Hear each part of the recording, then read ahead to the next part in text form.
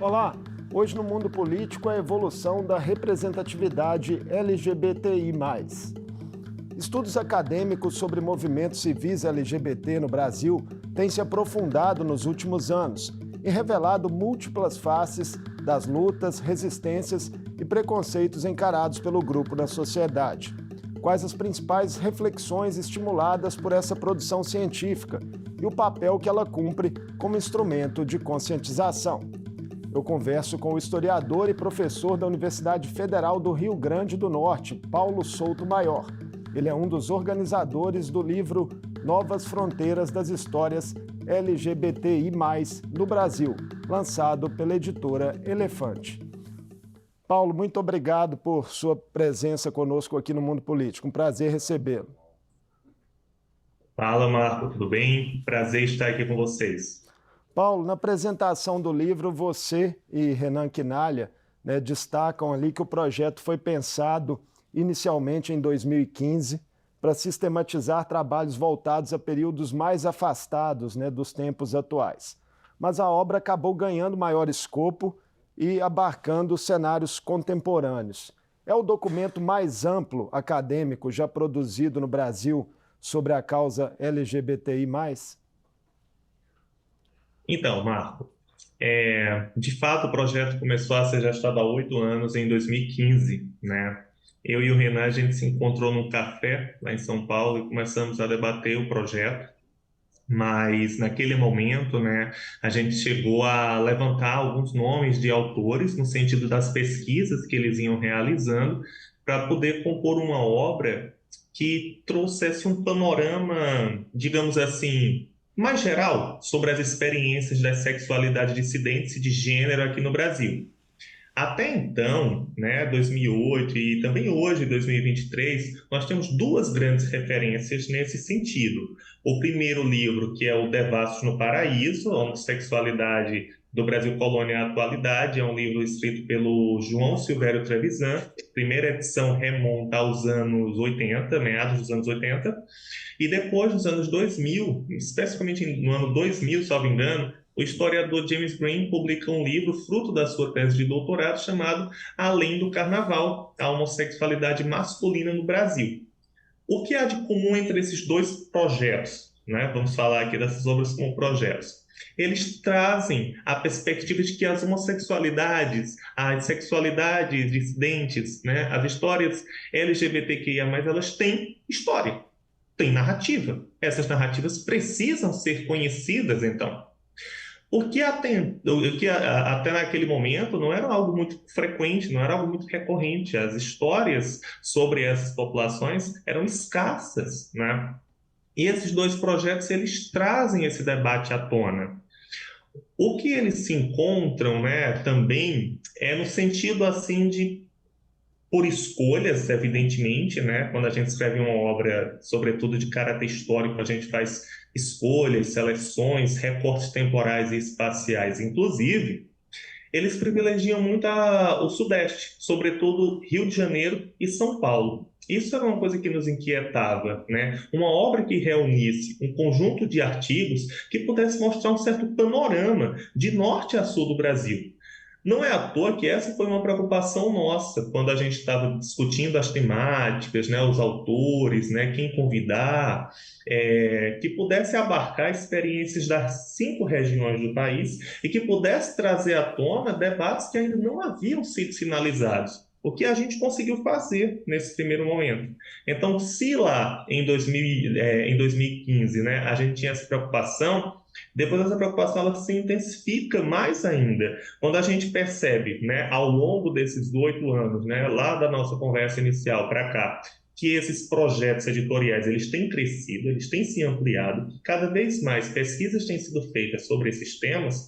Então vamos tentar reunir essas pesquisas numa obra que ofereça um panorama. Não vou te dizer que seja o maior panorama até então, mas eu acredito que a gente conseguiu reunir um compilado bastante interessante, sugestivo das experiências LGBTQIA+, no Brasil.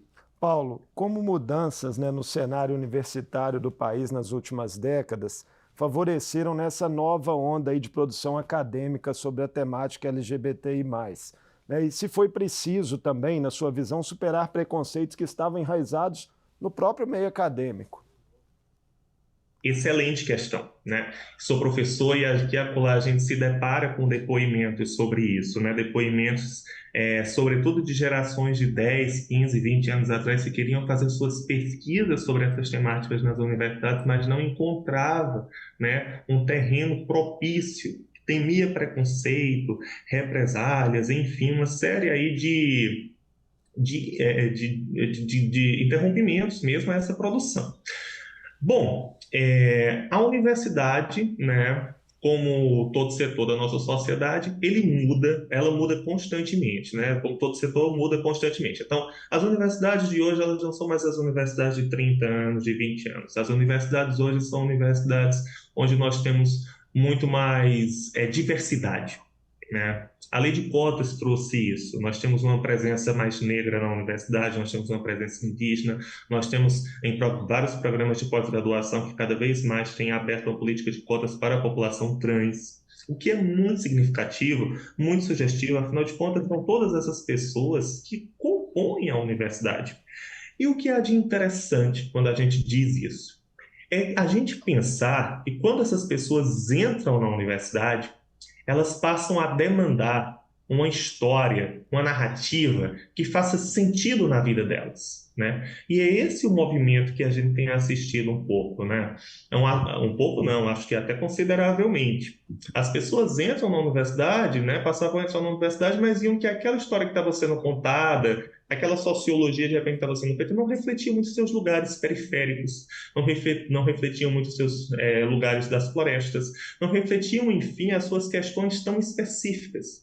Então, essas pessoas vão começar a reivindicar estudos que façam mais sentido dentro da sua própria vida, dentro da sua própria trajetória, e a partir daí a gente vai ter uma mudança de campo dentro da universidade, no sentido mesmo de poder abarcar, tematizar cada vez mais essas pesquisas, né, de tematizar cada vez mais temas que até então estavam relegados ao não estudo, digamos assim. Se a gente olha, por exemplo, para algo que eu vou chamar aqui de uma historiografia LGBTQIA+, tá? Uma história que dá conta das produções de sujeitos, né, dissidentes de gênero e sexualidade. Bom, essa historiografia ela é recente, né? E ela tem um boom de produção, sobretudo dos últimos 10 anos para cá. O que isso significa? Isso significa que há uma sintonia também, né, entre ganhos sociais que a gente tem experimentado em termos de movimento LGBTQIA+, Por meio do né? Poder Nós temos o Judiciário, reconhecimento... inclusive, né? Por meio do Poder Oi? Judiciário, por meio do Poder Isso! Judiciário, inclusive, vieram vários desses ganhos. Reconhecimento de Muito bem direitos. lembrado. Exato, exatamente. A criminalização da homofobia, né, em 2019, o reconhecimento, né, da união civil. Então, todos esses, o direito à população trans, né, de mudança de nome, todos esses reconhecimentos, né, legais sinalizam, né, para uma mudança na sociedade, fruto, é claro, né, de muita luta aí dos movimentos, né, do movimento LGBTQIA+, mas que vão também encontrar eco dentro da universidade, dentro de uma universidade que se pluraliza ao escrever a história desses sujeitos. Não por acaso, Marco, boa parte dos estudos que a gente tem, né, na obra são oriundos de dissertações de mestrado, de teses de doutorado, que evidentemente foram textos readaptados, né, reformulados, melhor dizendo, para aparecer na obra. Então, a obra ela traz essa configuração, ela também é fruto desse momento, fruto de um boom de produções que a gente pode dizer assim, né, que tenta contar a história desses sujeitos. Até porque, né, há uma frase de uma escritora nigeriana que eu gosto muito, que é a Chimamanda Ngozi Adichie, feminista, negra. Ela escreveu um livro chamado O Perigo de uma História Única, onde ela diz o seguinte: as histórias importam, todas as histórias importam. As histórias nos oferecem posições de sujeito, as histórias nos oferecem cenas de identificação, as histórias nos oferecem o passado, nos permite compreender nosso tempo e imaginar um certo futuro. Então, acho que o que a gente tem visto hoje em termos de produção aponta um pouco para isso. Paulo, o termo fronteiras, né, no título da obra, ele foi pensado justamente para marcar ali, né, uma divisão em 3 partes, dos artigos que vocês trazem ali na organização. Vamos falar um pouco sobre eles. Né? A primeira parte remonta ao período mais remoto, né? Lá o recorte mais marcante ali de fatos históricos que passam, por exemplo, né, pelo período da Inquisição. Quais são os relatos daquele período ali histórico colonial brasileiro que são mais fortes a seu ver? Então, o momento ali, né, do começo da colonização do Brasil é um momento que a gente precisa entender como sendo o efeito de uma cultura que tenta se sobrepor à outra, né? Não uma cultura que vai respeitar aqueles traços culturais, mas uma cultura que vai mesmo se deparar com a diferença, oprimindo-a, né? Quando a gente olha para esse momento do Brasil colônia, a gente não pode deixar de pensar, por exemplo, né, no Santo Ofício da Inquisição. O Santo Ofício da Inquisição é algo que chega aqui com as caravelas dos portugueses, né? Não chega só, portanto, uma exploração do ponto de vista de uma matéria-prima, né? Chega também um projeto cultural, chega um projeto social, chega uma maneira cristã de ver o mundo. E esse projeto, né, que vem a partir da metrópole, esse projeto que vem com o Santo Ofício, ele vai colocar em perspectiva determinados valores, como a proibição à nudez, o casamento monogâmico, a punição à sodomia, ao crime de sodomia, que era, né, como constava na época. Então, o que que a gente tem, né? A gente tem um preconceito gigantesco, inclusive isso está no livro, né? O professor Luiz Motti, ele escreve um texto muito bacana sobre homofobia no Brasil colônia, e homofobia, que é bom que eu destaque, não é um termo que circulava naquele momento, mas é um conceito, né, que ele usa para pensar Até esse porque a momento aí. sexualidade entre pessoas do mesmo sexo já estava presente ali, né? Então, Isso, e exatamente. haviam Inclusive reações.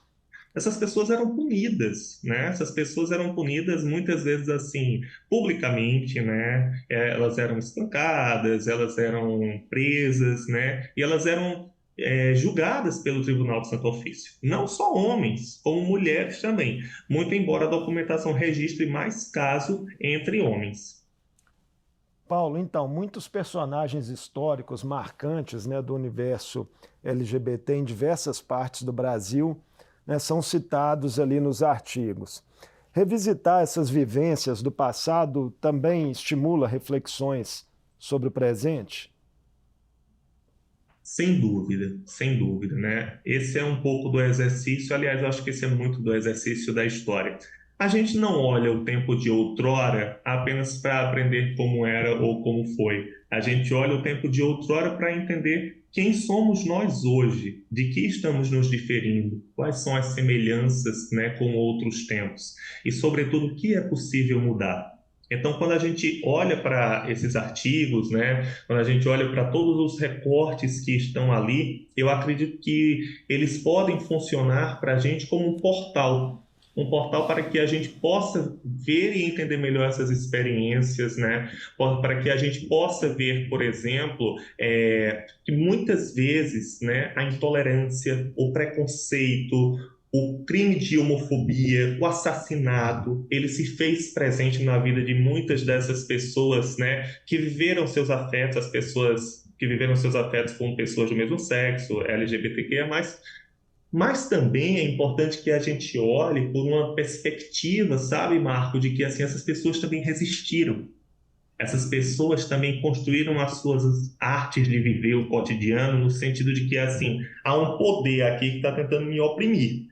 Por outro lado, né, eu estou aqui criando uma série de artifícios no meu cotidiano para poder me sobressair a esse poder e poder justamente fazer da vida uma obra de arte no sentido de fazer da minha vida aquilo que eu quero viver, né? Olhar para essas experiências, inclusive, é olhar para um passado não apenas dessa perspectiva do oprimido, né, de um grupo de pessoas que sofreram, e de fato sofreram, mas assim, olhar no sentido de que eles não tiveram agência, né? Eles tiveram sim agência, agência no sentido de resistência, né? E é muito bacana a gente ver isso, porque ainda hoje a gente resiste, né? Em muitos dos círculos em que a gente circula.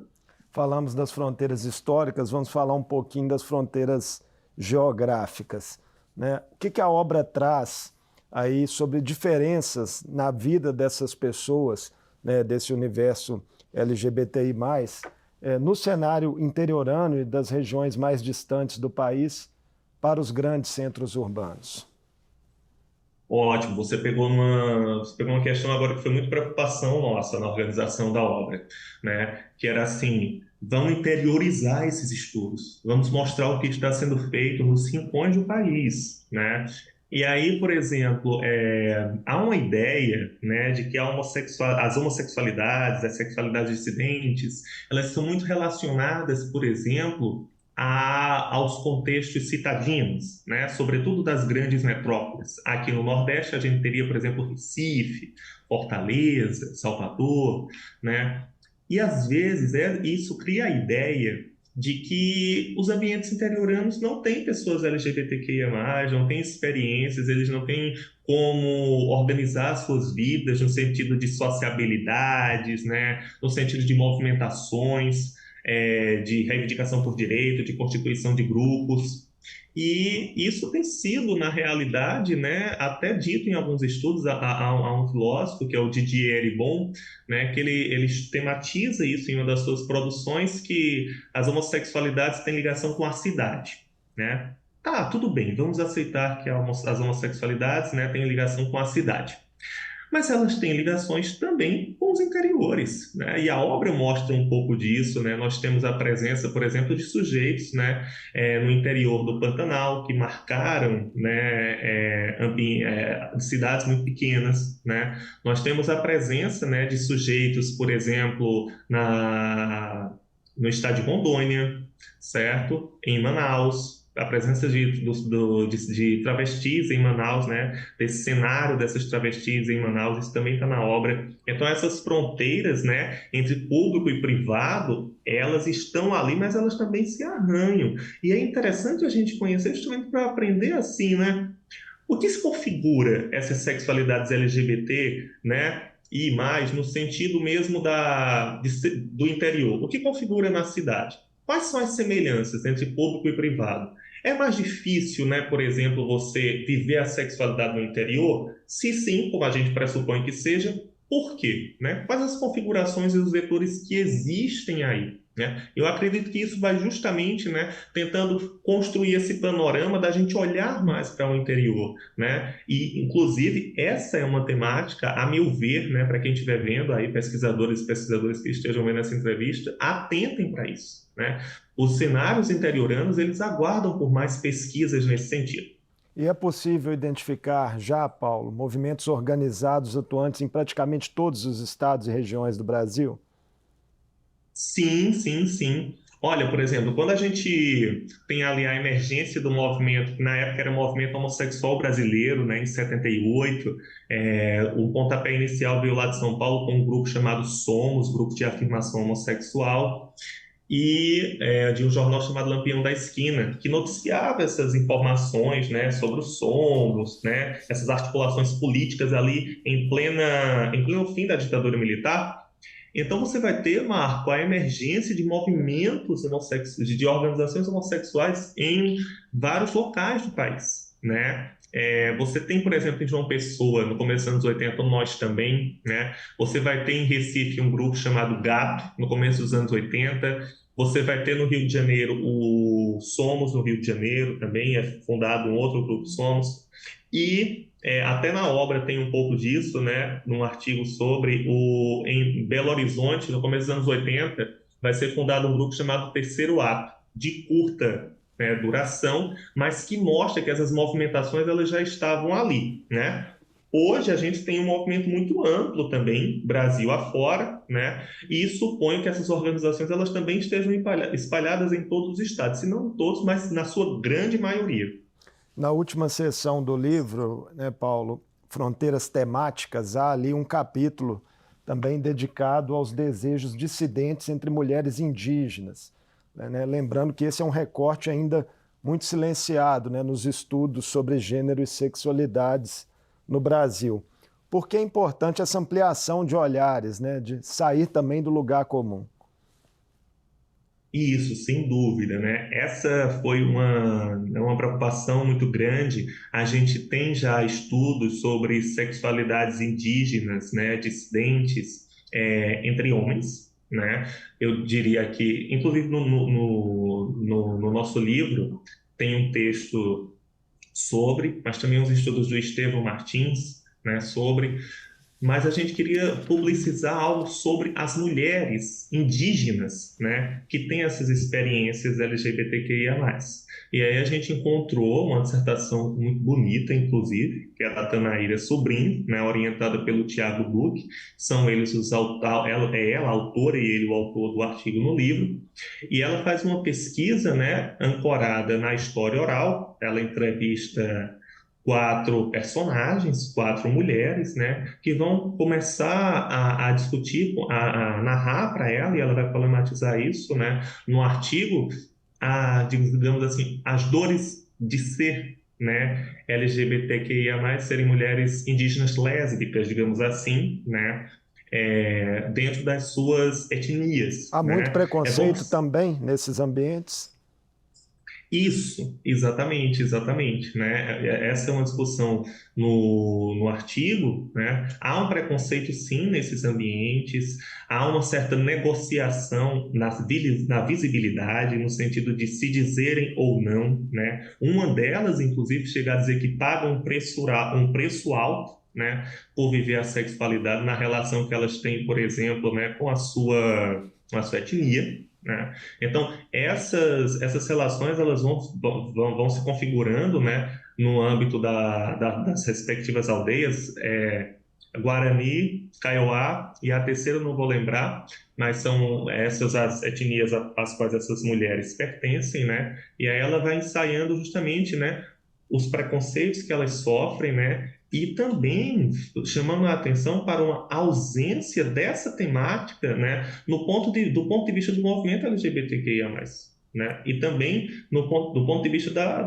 do movimento indígena, né. É como se essas sujeitas elas estivessem duplamente ou triplamente invisibilizadas como mulheres, indígenas e lésbicas, entende? Então acho que, né, acho não, há um preconceito muito forte, né, mas é um preconceito que a existência desses sujeitos, né, e o modo como eles se portam no sentido de resistência, né, convida essas aldeias a repensarem as suas práticas. E tema que pode gerar mais estudos, né?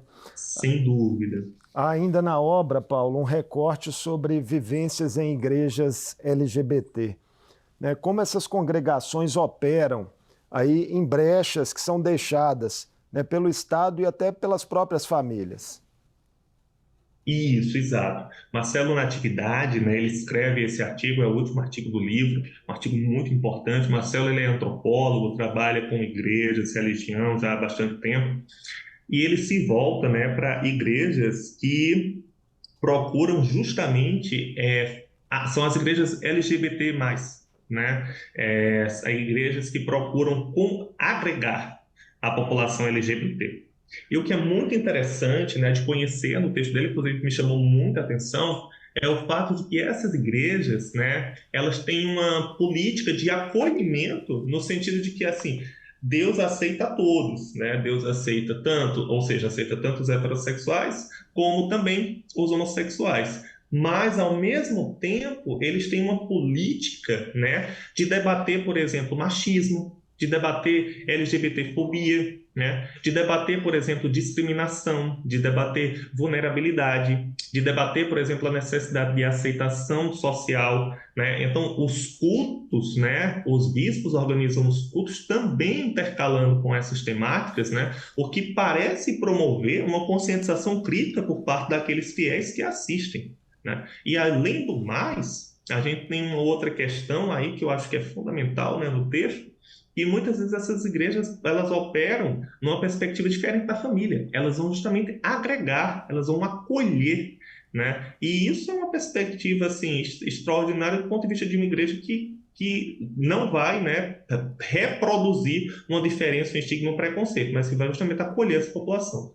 Paulo, apesar de avanços importantes aí, né, que já pontuamos no processo de cidadanização, né, de pessoas LGBTI+, no crescimento de sua representação política no Brasil, o país ainda apresenta um dos mais elevados índices, né, de violência contra essa população e de homofobia. Só em 2022 ocorreram 273 mortes LGBT de forma violenta no Brasil. Movimentos conservadores, né, também que questionam, né, essa identidade de gênero crescem no país. Considerado todo esse contexto, né, qual a importância da produção acadêmica, né, dessa obra que vocês trazem e o recado que ela quer deixar para o presente e para o futuro? Claro, claro. Essa questão ela é fundamental, né? A academia reflete a sociedade, a universidade reflete a sociedade. Ela precisa buscar fazer isso, né? Se ela não faz, ela não cumpre o seu papel. Então, acredito que essas pesquisas, né, que a gente consegue reunir, elas vão mesmo no sentido de procurar, né, não só refletir o passado pelo passado, mas de imaginar mundos melhores, mundos onde a gente possa ter um respeito aos direitos humanos, um respeito às diferenças, um mundo onde a gente possa respeitar o outro, né, dentro das suas escolhas, das suas opções. Enfim, você fala desses dados, né, que sempre são dados tão vergonhosos aqui para o Brasil, dados que apontam, né, como o Brasil, pelo quarto, quinto ano consecutivo, lidera o ranking de mortes por homofobia, é o país que mais mata a população trans, né? A gente tem, né, leis muito importantes nesse sentido. Acho que a gente precisa também lutar para que essas leis elas cheguem mais, né, ao público de maneira geral, às pessoas de maneira geral, que elas compreendam mais, né, porque a população ainda não tem um conhecimento muito efetivo dessas leis, e acredito que a universidade, com essas pesquisas, né, elas podem fazer refletir, né, até onde essas leis estão indo, elas podem refletir, né, o alcance dessas leis, e elas podem fazer também uma sintonia, né, entre um mundo melhor, um mundo sem preconceito, um mundo sem LGBTfobia, associando, por exemplo, o que a gente faz em termos de pesquisas, né, porque uma pesquisa ela nunca vai ser algo só sobre o passado, uma pesquisa ela pensa o futuro, uma pesquisa ela aponta outros caminhos, né, e o que a lei vem fazendo no sentido de legitimar a vida dessas pessoas, né, que por muito tempo, né, vidas que foram por muitas, né, muito tempo ainda é hoje considerado como vidas abjetas, vidas desimportantes. E eu acho que a academia, os estudos, eles têm, né, esse potencial, tá? É um convite nesse sentido. Paulo, muito obrigado por essa conversa conosco no Mundo Político e sucesso na divulgação da obra a você e a Renan Quinalha. Muito obrigado, Marco. Agradeço aqui a você, a toda a sua equipe e desejo muito sucesso aí para vocês. Até a próxima. Eu conversei com o historiador e professor da Universidade Federal do Rio Grande do Norte, Paulo Souto Maior. Falamos sobre reflexões do livro Novas Fronteiras das Histórias LGBTI+, no Brasil, lançado pela editora Elefante. A obra, da qual o Paulo é um dos organizadores, reúne artigos de diferentes gerações de pesquisadores que abordam nuances históricas, geográficas e temáticas sobre os movimentos civis LGBT no Brasil e os desafios da representatividade. O Mundo Político fica por aqui. Obrigado por nos acompanhar e até o próximo programa.